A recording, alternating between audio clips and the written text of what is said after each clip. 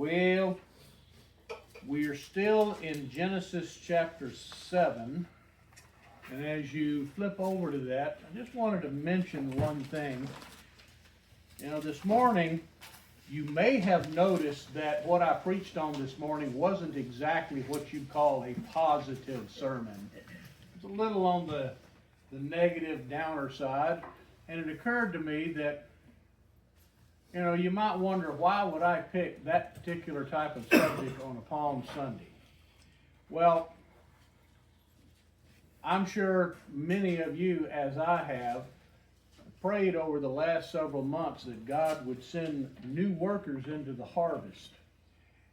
And it began to dawn on me that if God is going to send workers into the harvest, and His Word calls us to do that and says that He will do that,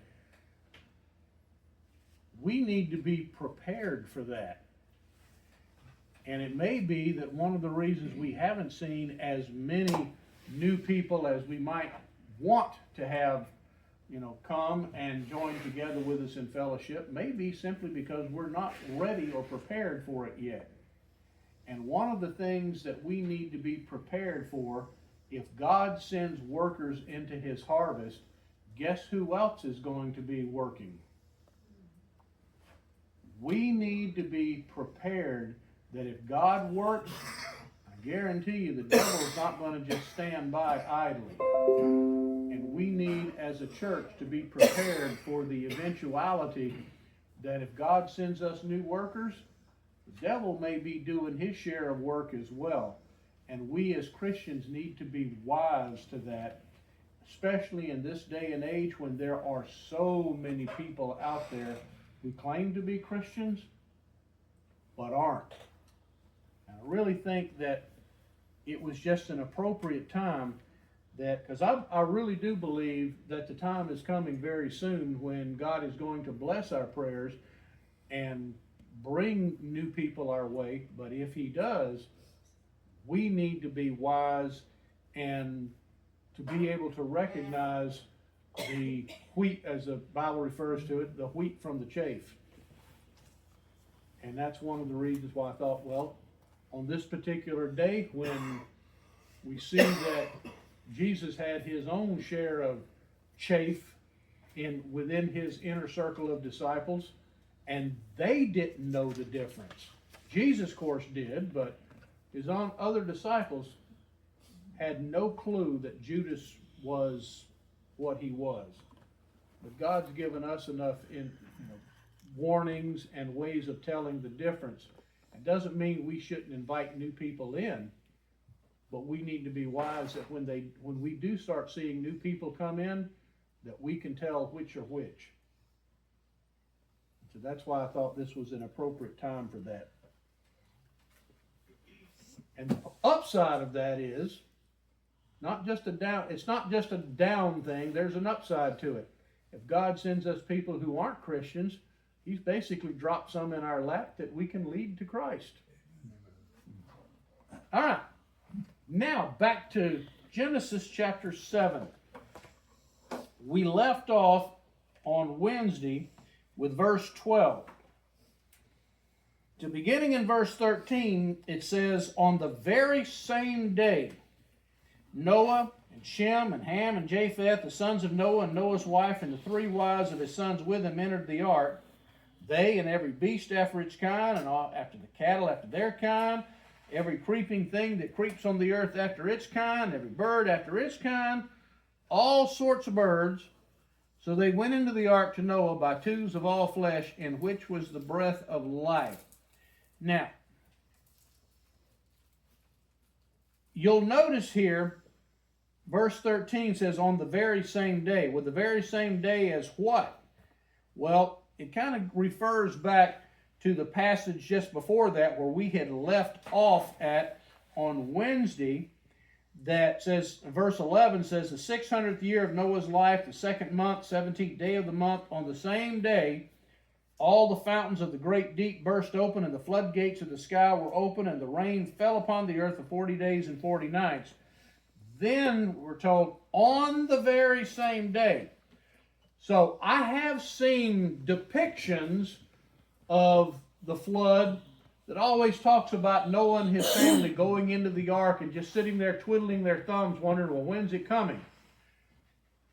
What verse 13 tells us is that when God told Noah to get on board, the rain came that day. They didn't just sit on there waiting around. And said all of them, this is verse 15, all of them went into the ark to Noah by twos of all flesh, in which was the breath of life. Now, in which was the breath of life tells us something else about what was and what wasn't on the ark. God intentionally saved those on the ark that were breathing animals.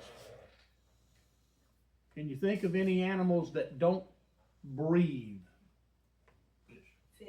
Well, fish don't, but of course we'd already eliminated fish. What's that? They breathe water. Yeah. Oh, yeah, but they don't have breath. No. There's another type of animal that doesn't have breath. Insects. Dead one. Insects. What's that? A dead one. They didn't want any carcasses on the ark. There Yep. might have been two of them on there. Um, No, Marrow's got it right. Notice it says creeping things, which is a biblical or Hebraic way of saying reptiles and amphibians. We've got birds, mammals. Of course, we already see the fish were excluded, and we can understand why God didn't put any fish on there. But no insects. Why did God not have to put insects on the ark? they were above the water. Insect larvae can exist and continue to, can come back out in Go a dormant. lot, in a dormant stage. So in that a would be lot the of same things. with the plants. Well, yeah, plants as well. How do we know that insects can't breathe? Well, they breathe in the sense of they do have an oxygen CO2 exchange Through the skin. through their skin. But notice it doesn't just say that they breathe, it says that they have the breath of life. Insects don't have lungs. Don't get Insects can't take. Wow, Insects don't sit there and go, Smell funny now. Anyhow, that's- they don't do that. Insects breathe through their exoskeletons. And for those of you that don't know what an exoskeleton is, that basically is their outer shell. Insects exchange air through their bodies.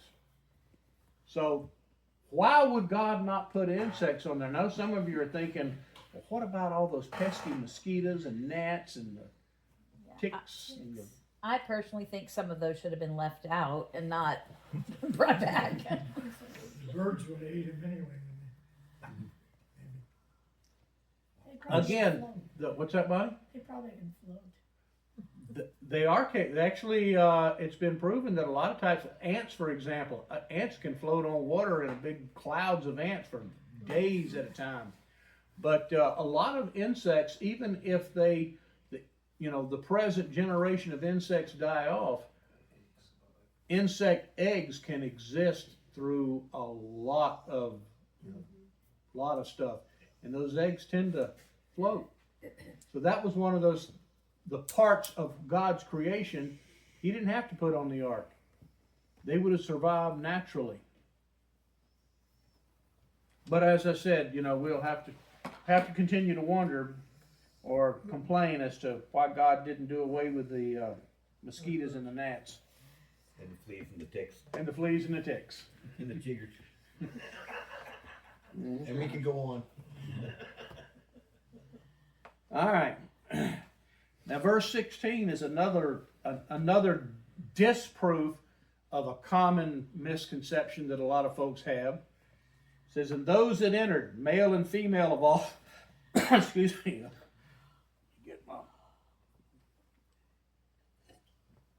there we go. Male and female of all flesh entered as God had commanded him, and the Lord closed it behind him. Notice who closed the door. it wasn't Noah or any of his sons or anything that once they got on board the ark, God decided when it was time to close the door. Now, why do you suppose? Of course, first off, considering the fact that if this door is possibly,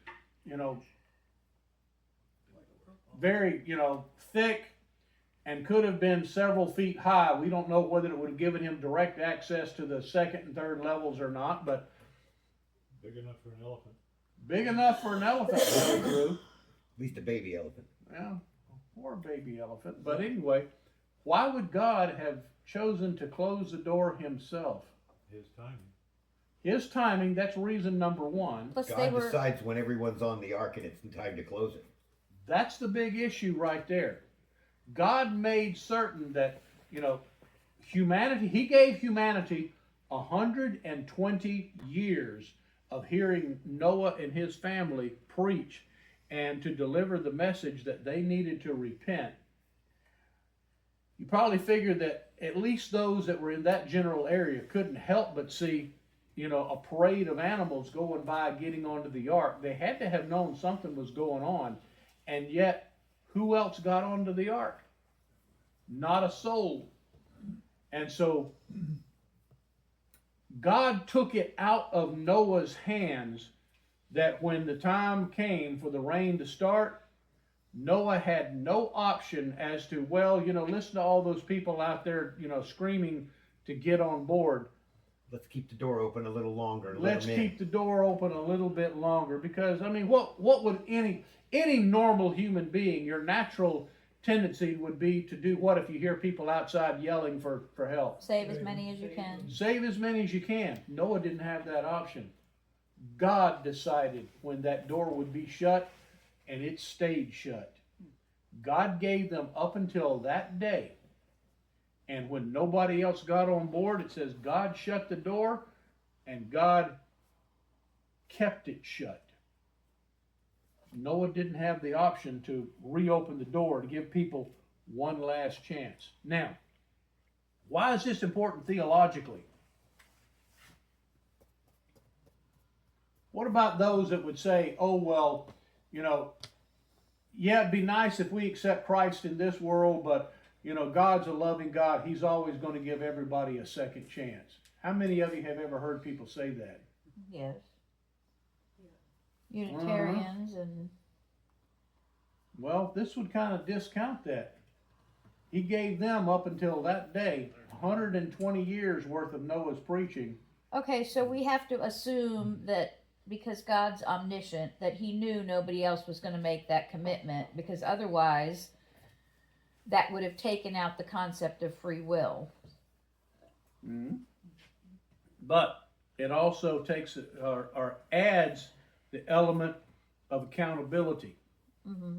If there's somebody standing behind you with a gun to your head, and I just, that's interesting, and don't tell you, by the way, there's somebody behind you with a gun to your head, then that's on me. In fact, by the way, this is straight out of the book of Ezekiel. Any of you remember the story in Ezekiel of the watchman on the wall? It was his responsibility to tell the people, but it was their responsibility about how they responded to it. Exactly. That's exactly what Noah had going on here.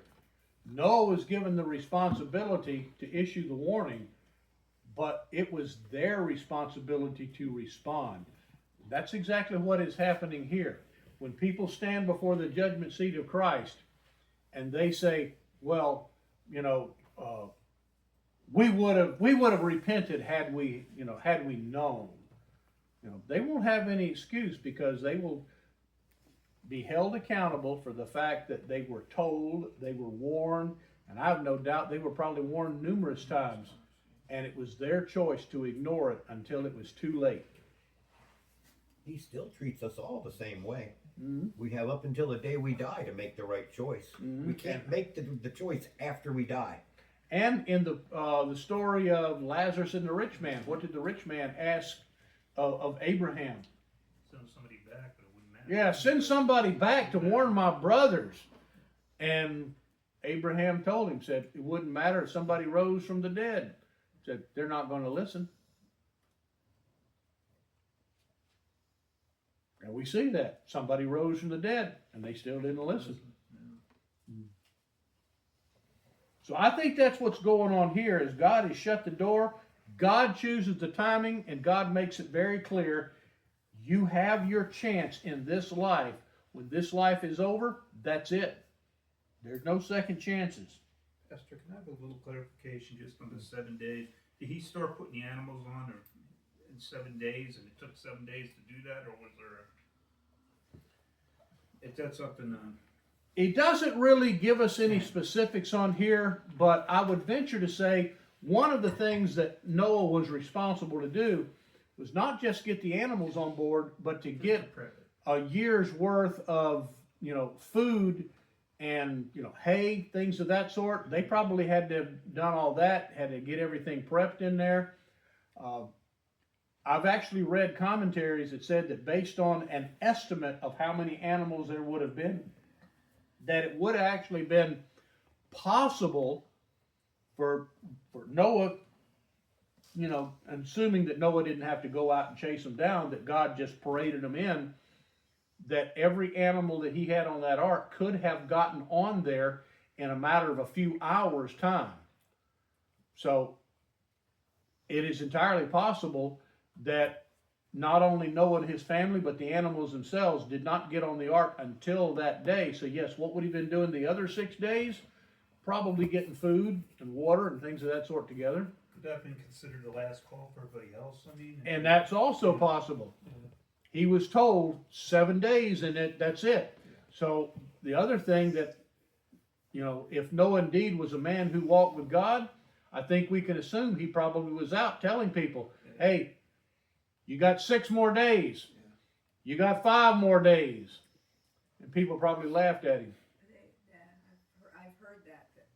The whole thing was just a big joke to everybody. They Mhm. just thought he was crazy, No right clouds. from when he started building the ark to when he was putting the animals in the ark. Think about the prophetic response to the 2 witnesses. I mean, how much more obvious can you be of spiritual divine power and authority that the 2 witnesses showed up and people scoffed at them and ended up killing them? Mm-hmm. What really would do it for me wouldn't just be the fact that they killed him, but when on the 3rd day they come back to life and are resurrected. And we're told people still harden their heart. A couple of days ago, I was flipping the movie channels on Samsung and stumbled across the newer Noah movie that was made a while ago. Uh-huh. Boy. That boy, was it bizarre. Mhm. He's walking along speaking with these stone giants. Where did the people who made that movie get the notion that stone giants helped Noah build the ark? It's called cinematographic Gugod. I mean, it was the nonsense. most idiotic, ridiculous thing I ever seen. I didn't watch it for long. I just said, this is ridiculous, and flipped the channel. Not to mention the fact that one of the bad guys gets on the ark too. Well, I don't even want to watch the movie, but man, where on earth did they ever get that idea? well, look what they did with Snow White. They made it a story of redemption and turned it into, woke. Well, that's the reason why I get you just a second, Bonnie. The first 2 or 3 seasons of The Chosen, Connie and I watched that, but this last couple of seasons that came out, I've not had any interest in watching it at all, because what I read on the reviews of that is they departed so far from the biblical record that it's just not going to watch, not going to contaminate my brain with it. Soap opera.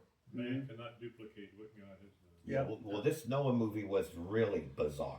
I didn't even want to watch it after I saw that one scene. Well, you talked about this morning about that you see the tribulation coming. Mm-hmm. Can you imagine when those animals start coming down the ark and Noah's been working toward this the whole time?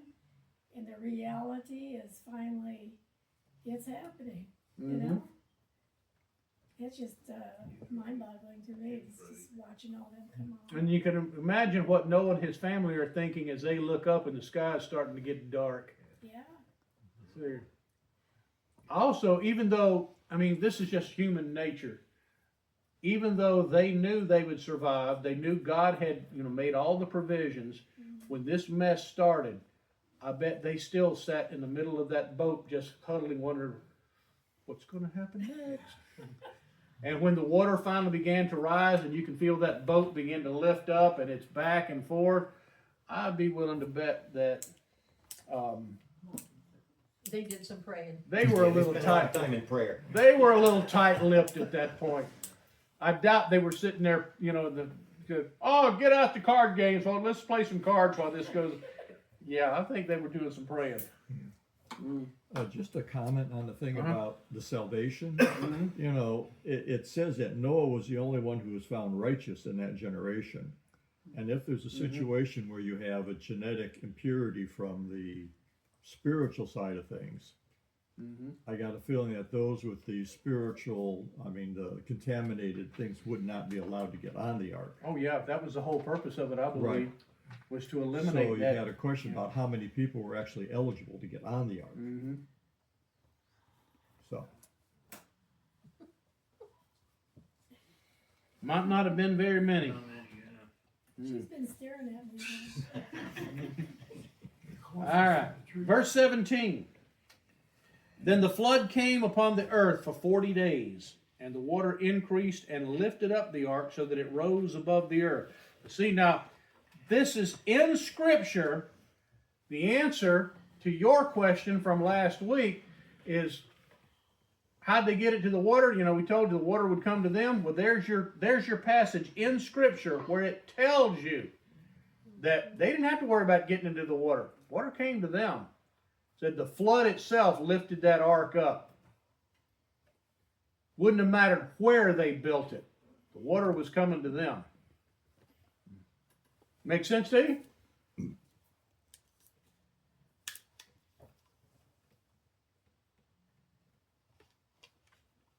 Karen? Me? Yeah. I thought you were talking to Brenda. No. That was your question. Okay. Yeah, makes sense. All right. All right, verse 18, and the water prevailed and increased greatly upon the earth, and the ark floated on the surface of the water. The water prevailed more and more upon the earth, so that all the high mountains everywhere under the heavens were covered. Now, again, as a reminder, we know that today, if you're thinking, well, you know, high mountain, it covered all the mountains, keep in mind that the earth's surface was not then what it is now. Highest mountain today is just a hair under 30,000 feet. That's Mount Everest, of course. There wouldn't have been any mountains anywhere near that tall at that point. There were mountains, clearly, Bible says so, but none of the, magnitude that we see today. So it wouldn't have required that much water. In fact, right now, if every single iceberg and lake and what have you, dumped its water into the ocean today, there isn't enough water on this planet to cover or to produce a worldwide flood today. And I think that in itself is miraculous, because what did God promise after the flood? They would never do it again. He'd never do it again. And in fact, if it were possible to melt all of the polar ice caps, the icebergs and everything, unless God miraculously flattened the mountains, it would be physically impossible today to produce another worldwide flood. Can't happen. All right. Verse 20 says, the water prevailed 15 cubits higher, and the mountains were covered. Now, 15 cubits, keep in mind that's about a foot and a half. So 15 cubits would have been about how much? 22, 23 feet. Yeah, about 22, 23 feet above the highest mountain, wherever that was. All right, and all flesh that moved on the earth perished. Notice in this particular passage, verse 21, how Moses described that. He didn't say all animal life or all people. He says all flesh. And in this context, whenever the Bible refers to flesh, what is it usually talking about? people. Opposite spiritual. Well, Mankind.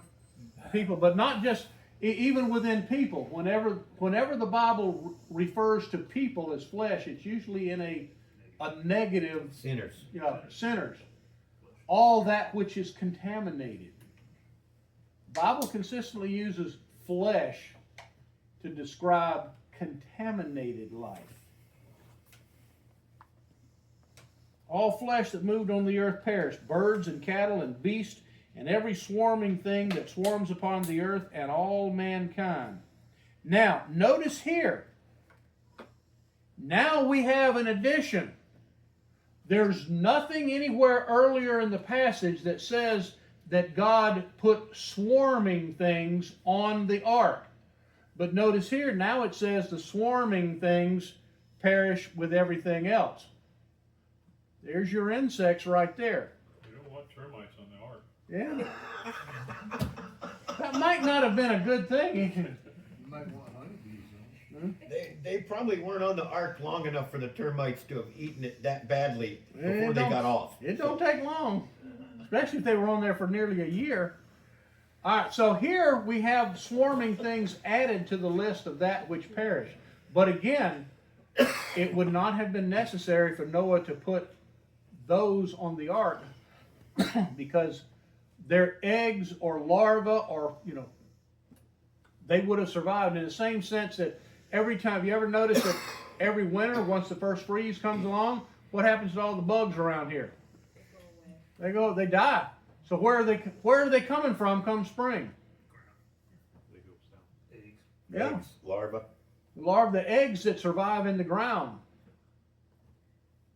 By the way, I was watching one of these nature programs a few years back that was talking about the Arctic, reindeer in the Arctic tundra. And it was showing a herd of reindeer just literally running for their lives across the tundra. And the narrator of the program said that they don't dare stop, that they stay, once springtime hits, they start running. They'll stop occasionally just to grab a bite to eat, pull up some vegetation when they can find it, but they will run constantly. And the reason being, and then at that point, the cameraman panned a few feet behind them, and you could literally see this huge cloud of mosquitoes chasing them. And said that, and then of course, just to prove the point, they showed a young calf that wasn't able to keep up, that had slowed down. The mosquitoes caught him, and there were so many mosquitoes that bit this little calf reindeer that they drained the blood out of him. That many mosquitoes. Well, now, that's up in the Arctic tundra, above the Arctic Circle. And you wonder, how in the world are mosquitoes able to survive in that kind of a climate? And they're only out for about a month, month and a half every year, because that's the only time it's warm enough for them, to come out, mature, get themselves a blood meal, lay their eggs, and then they're gone. But they will survive extreme cold, temperatures, freezing, because even though the bug itself dies and even the egg freezes, the egg itself will still thaw out and survive the next season. That's what happened here. We're told that the swarming things, which is again a poetic way of saying bugs, they died too. But their eggs managed to survive and come back out the following season. Because what does an insect egg do in water? Floats. They'll float. And that's why God didn't have to put them on the ark.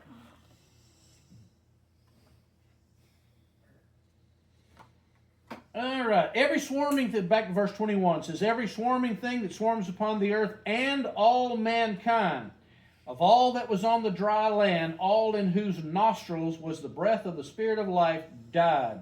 Again, all whose nostrils. For the most part, now there's a few species of insects that have nostrils to speak of, but for the most part, insects don't breathe like that. Only mammals, reptiles, amphibians, birds. You got to wonder, why did Moses point it out in that way? Only those things that breathe. Verse 23 says, "Thus he blotted out every living thing that was upon the face of the land, from man to animals to creeping things to birds of the sky, and they were blotted out from the earth, and only Noah was left together with those that were with him in the ark, and the water prevailed upon the earth 150 days. Now, finish up with this. 150 days. Now, that's including the 40 days and 40 nights of rain. So it rains for 40 days, and the water still was there for another 110 days before dry land began to appear again. 110 days of flooding after the rain stopped. Now, during this period of time, we don't know how long God just let it sit there until he began the runoff. But how do you suppose, after that 150 days, when the first dry land began to appear again, if the water is worldwide, to about 22, 23 feet above the highest mountain, how is it that now the water is running off? What would God have done to now cause runoff? Where's the water going? Pumped it back underground. Well, possibly. Ocean. Well, who said ocean? Consider this though, the oceans are already full of water, and all that would have done was have raised the sea level up to that level. Now, there is no ocean level, so to speak of. Sea level is up here worldwide. By the way, once in a blue moon, discussing Noah's flood, people wonder, well, if it was that high, how'd the air, not get thin? You got to keep in mind what happens to the atmosphere as the water level rises. Pushed up. Yeah. So it didn't matter how high the water got, they were still at sea level. Sea level is just gone from here to up here. Atmosphere would have just expanded out. But now, as it's going back down, for example, you mentioned this last, I guess it was Wednesday. What is the deepest spot on the planet, on the Earth's, not just the surface, but anywhere on Earth? Where's the deepest spot? Challenger Trench. Say that again? Mariana, the Challenger Trench. Yeah. Marianas. Marianas Trench, which is out in the Pacific Ocean, and it's how deep? 36,000. Yeah, I think. 36,000 feet. You think maybe at this point God is now causing the Earth's crust within the oceans and what have you now to begin to sink, because if the Earth's crust, especially under the ocean, is sinking, the water level is now doing this, and what's happening to all the water that's on the former land, where the land mass had been. You're talking about, Causing Pangea to separate off. yeah, well, not yet. Not yet. Three Not yet. generations later. Yeah, we're about 3 chapters short on that one, but we'll see here shortly. But if the ocean floor sank, it would have caused massive water runoff. I mean, to the tune of, billions upon billions of gallons of water in just a matter of a few days. Even then, it still took several months for the Earth's surface to really completely, come up. But you can see that, as I mentioned, earlier in the week, if you get up, take a flight, over any, like in the desert areas of this country, you can see the scarring on the land. It's hard to see that in some other areas because vegetation has covered it up. But in areas where you can actually see the surface of the earth, like in desert areas out in the desert southwest of our country, from the air, you can see the evidence of massive water runoff and land scarring that would have happened in just a very short period of time. Where does it run off to? Into the ocean. Because you figure, okay, So then the if- ocean would fill up. well, look at it this way. If here is where the land was, now it's all covered with water. And where the land mass that is now submerged, as it drops off into the ocean floor, that land mass is still here, but the water level is up here. The ocean floor, if the ocean floor began to sink, what's all this water up here going? Where's it going? It's now flowing off into the the ocean. So all we're getting is all the water that's over the landmass is now flowing back into the ocean, and the ocean is just sinking. That's how the Grand Canyon came about. Mm-hmm. Grand Canyon, Oh, it didn't happen in millions of years? no, in a few months. Yeah. All right, questions You this think maybe evening? God evaporated some of it away to create Maybe. the hydrologic cycle? Maybe. I have no doubt some of it would have naturally evaporated, but what did not reoccur is the firmament that was above the atmosphere, that's gone. Now, is it possible that God will put that firmament back during the millennial kingdom? I think there is a very strong possibility of that. But right now, no, that firmament's gone. It came down onto the earth. Oh, yeah. Okay, anybody else? All right, Miss Mario. Oh.